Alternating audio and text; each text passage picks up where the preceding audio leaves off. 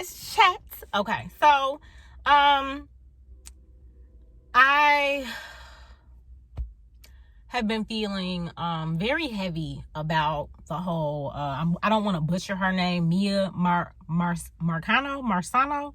I haven't watched the news, so I don't know how it's pronounced. But the young lady who was found murdered by her maintenance man, who had came into her apartment building and attacked her and killed her. And considering the fact that violence against women is something that is happening rapidly, is something that is very tragic and needs to stop, I felt like it was important to, number one, give light and attention to what this young lady went through, as well as, kind of use this to recount my own experience with something that made me very uncomfortable. A lot of, especially considering like a lot of my friends, people that I know, my homegirls, we're in a place where we live alone. We're living in apartment buildings, and you just, number one, never know who's watching you. You can try to be as safe as possible. And that's what kills me, is like, now we're seeing all of these videos. I've seen videos on Twitter. There's another young lady who you could see, she was being followed and she got into her door at the nick of time. That shit is scary, bro. Like, every time I have to go into my apartment and it's dark outside, like, I'm looking over my shoulder. And men, they solutions, get a gun. Like, bro, do you know what ends up usually happening to women who end up shooting men? Like, they go to jail. So it's not like, oh, we're just being protected or because we're trying to protect ourselves. Like, that shit don't always work out. And so as much as, everybody has all this advice for how women can protect themselves, but nobody is talking to men about how to take rejection, about how to mind their business, about how to leave women alone, about how to emotionally regulate. Like, that's what we need to be talking about. So I'm not gonna make this long and drawn out.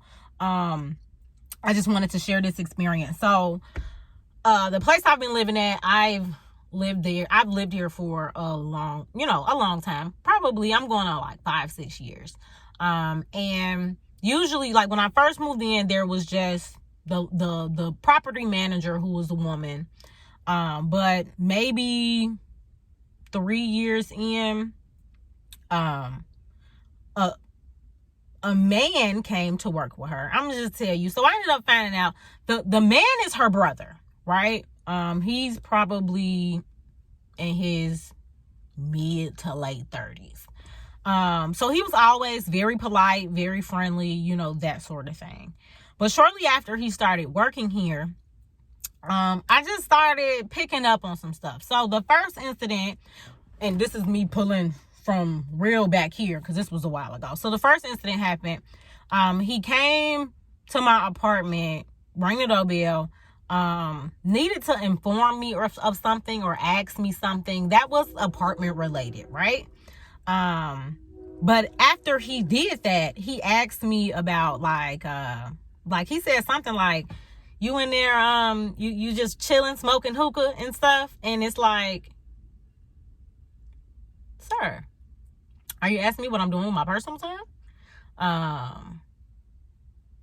And like the fact that he mentioned the hookah was a reminder that like this man has been in my apartment, right? So that kind of caught me off guard, because it's like, you came to say what you needed to say. Why are we talking about what I'm doing in my free time in my evening, So that was that incident. Didn't sound too deep, right? I kind of was like, okay, he's just a little nosy or whatever. But then, so one day I leave out to go I run to the gas station. It's about 9 o'clock, 10 o'clock at night. It's late, right? Past business hours. So I get to the gas station. Unbeknownst to me, he pulled into that same gas station. So I go in, I'm getting whatever it is that I need to get. And he's like, he comes in, he's like, hey, Miss Rogers, how you doing?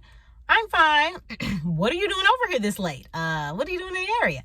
He was like, oh, I was just leaving the office. I had to, somebody got locked out. I had to come let him in. I said, okay. So he turns around and he's just like, I feel like we should go out sometime, or smoke a little hookah. I think you're very beautiful, and I'm interested in getting to know you and spending some time together. And I'm just like, no thanks. Meanwhile, while this man is talking to me, y'all, his fly is open. Fly is dead open, right? So even in that conversation, men may watch this and be like, oh, that's not that bad. He just let you know he was interested, right? But the issue is the context. You work where I live. You have access to keys that have access to my apartment. I don't know you. You could be in that bitch smelling my drawers when I'm not there. Okay. So it was just very off-putting, especially because, number one, it's late at night. You just said you came from the property. You saw me pull into this gas station, and you're not there to get gas. You're there to try to talk to me outside of this environment. And that's creepy. It's creepy. So I didn't know what to do. I told my mama what happened, and she encouraged me to talk to the property manager, who, again, is, I find out, his sister. And I don't even think at the time I knew that they were related. So I go and I tell her, what happened. And she's just like, oh my God, I'm so sorry. That was completely, overstepping. And again, reassuring her, I'm explaining to her from my perspective. Yes, it may have seemed innocent. However, you know where I live. You could access my apartment whenever you felt like it. You know what I mean? So that was the scary part. Is it's not like you're just anybody, trying to approach me on the street. You have a direct connection to where I lay my head at night. And so considering that, I don't think he really processed that when he, was trying to figure out how he was going to talk to me or approach me. But my camera cut out. I don't know what that was about. But as I was saying, from a woman's perspective, she was able to really kind of understand where I was coming from. And she even said, I guess she met her husband while he was living here. And he expressed interest in her, which is a little different when it's the other way around. He don't have access to where you lay your head. You got access to where he lay his head. But she said even then, I told him that if he wanted to pursue me or he wanted to date me, that he couldn't do it while he was living here, which I respected, because young thing come talk to me, I may have been like, what you talking about? But it's a boundary of ethics that you kind of need to abide by in situations like this. And so she talked to him, and he came and he apologized, that sort of thing. And so we've been cool ever since. He ain't never tried to shoot a shot since then. But it's just, I tell the story to easily illustrate how usually when it comes to property management, there are men around, whether they be maintenance. As you can see in my videos, if I'm in my car, these niggas in these blue shirts, they maintenance.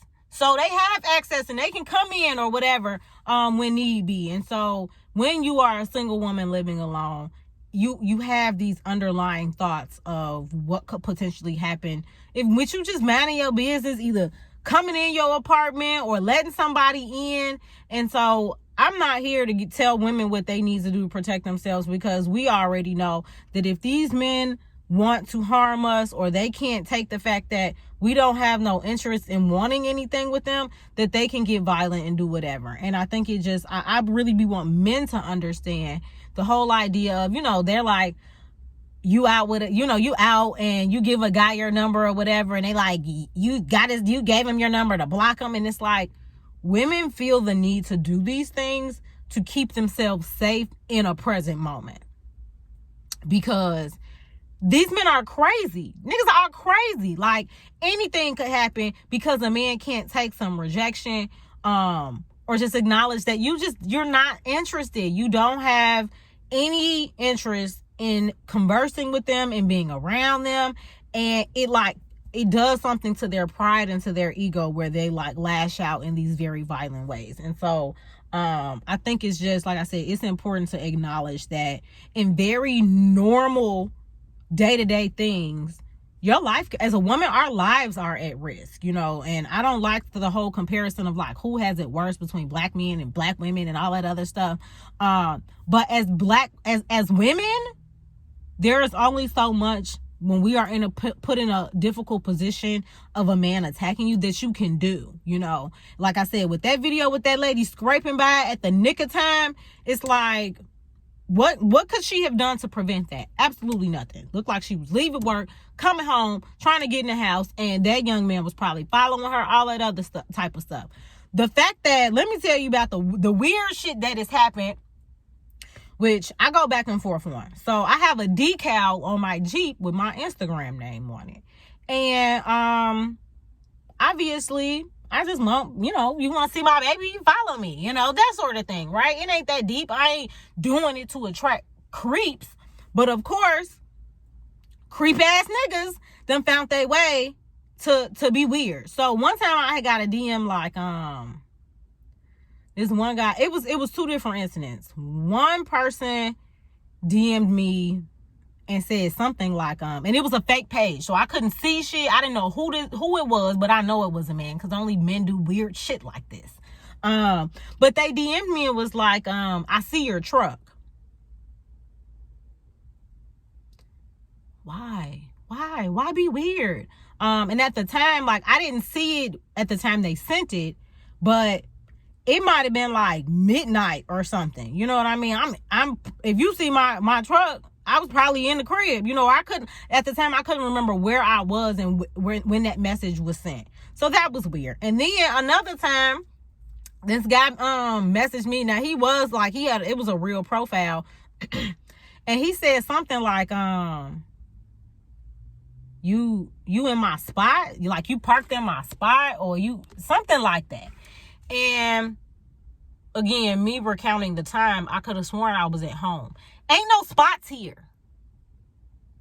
And if I was out somewhere else, it definitely ain't no designated spot. So, like, again, weird behavior. Why did you feel the need to message me about where my car was parked? So, I don't know. Hopefully, I don't have no more weird ass incidents like that. I'm waiting on my FOIA to come in the mail, because since I even got Tina Snow done, I felt like I needed to be carrying just in case. And I'm going to take all the classes and know exactly what I need to do.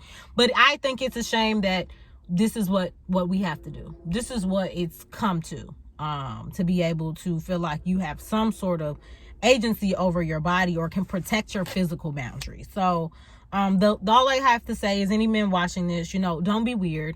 Hold your weird ass friends or acquaintances or cousins or family members accountable. Protect black women, protects all women, right? Rest in peace to that young lady who lost her life in that very tragic way, because again, it's scary to know those stories, because it could be me, it could be any of my friends, you know what I mean? And so we just need to make sure that we are addressing the problem, which is not what women are doing, but it's how to hold these men accountable for their actions, and how to teach young boys, young men, how to deal with rejection and regulate their emotions to the point where they don't feel like they need to infringe on somebody else's body or harm them to feel powerful. Okay? So that's all I got. Talk to y'all later.